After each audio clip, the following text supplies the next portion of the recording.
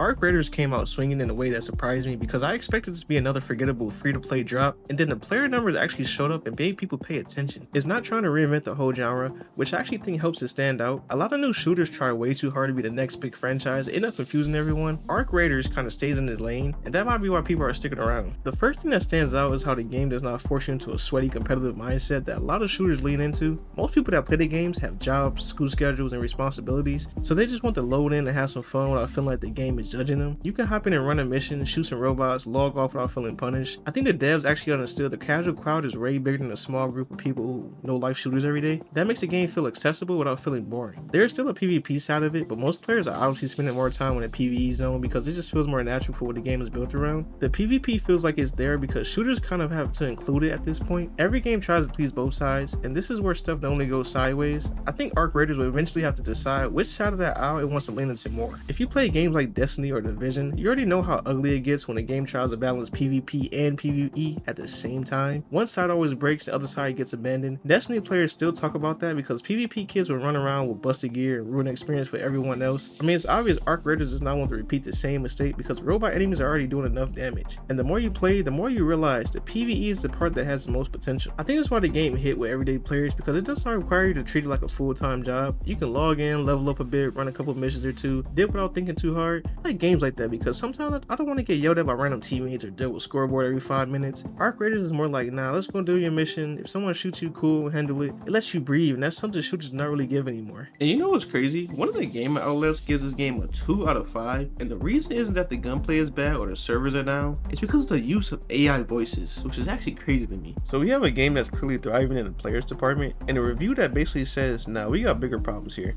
And for me, that disconnect is exactly the kind of thing you want to dig into. And here's the deal, player count on PC alone for Arc Raiders peaked at 462,000 people according to SteamDB. That is massive, especially for a brand new IP from Embark Studios, and it matters. And about the AI controversy, the Eurogamer review says the use of AI generated voices or text to speech in parts of the game is abhorrent and compromises the artistic integrity of the game. But the thing is, the devs have already confirmed they use real voice actors for major characters. Only some minor lines or callouts are generated or assisted. So the scale of the AI usage is far smaller than the review suggests. And don't get me wrong, I get the ethics question. Sure, generative AI has implications for voice actors and for creative labor, and those are real concerns. But again, we have to keep it proportional, and we have to not pretend the game is unplayable because of it, especially when players are logging in by hundreds of thousands. And we have to be careful because reviewers like Eurogamer hold a lot of sway because many gamers check those scores before buying or trying. When a game that is objectively performing well gets slammed for the reason that don't match the player experience, we need to ask why. If you're a viewer or a gamer and you're sitting there wondering, should I buy this game or wait? I'll say this, look at what you actually care about. Do I get fun runs? Do I get moments with my squad? Do I feel alive in the match? If yes, then pursue it.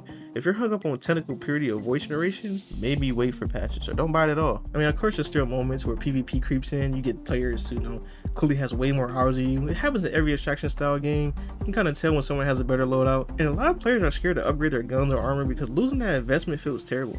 I caught myself doing the same thing where I kept using the free loadouts because I did not feel like losing something that I actually like. It makes you play weird because you're basically protecting your resources instead of enjoying the gameplay. I get why the system exists, but I also get why people avoid it. They might need a safer middle ground so players do not feel punished every time they die. The devs already talked about expanding the game to something bigger than what it is right now. They know the current mode is not going to carry the game forever. You know it's normal for these type of games to evolve because you cannot keep players in the same loop forever. Even they said they see more potential on the PvE side than the PvP. That tells you what their mindset is, even if they don't say it directly. I mean, I can see the game moving towards more dedicated PvE progression system where they expand mission bosses and world events. This is where the game shines because the world looks good and robots feel threatening. PvP can become toxic fast, especially when the skill gap gets bigger. People stop having fun, new players leave, and that's how the game die. I don't think Arc Raiders want to go down that path. A Destiny style split where you separate both audiences could work, but it usually turns into a balancing nightmare. Destiny still struggles with that, and players have been arguing about it for years. If Arc Raiders tries the same strategy, it might fall into the same trap. You cannot balance PvP players and PvE players with the same gear. Someone will always be out here. People online seem genuinely surprised that it blew up like this without full corporate marketing push. That tells me the word of mouth carried it harder than any trailer. People are sharing clips talking about it, convincing their friends to try it. That kind of energy is dangerous for the industry. It shows that players can push a game without $1 million ad campaign. This is a real chance this game becomes a fallback shooter people always return to. Not their main game maybe, but the one they chill on when everything else feels stale. Those games last longer than people expect. Comfort games usually end up the strongest communities. Arc Raiders could be that. The more you you play, the more you notice the potential underneath the surface. You can tell the devs want to make something bigger than what it is right now. You can feel the ambition hiding in the missions and the world design. If they deliver on it, the game will be crazy. A lot of shooters never even reach this point. This game might not be the biggest shooter ever, but it might be the one people enjoy the longest. There's a difference between hype and comfort.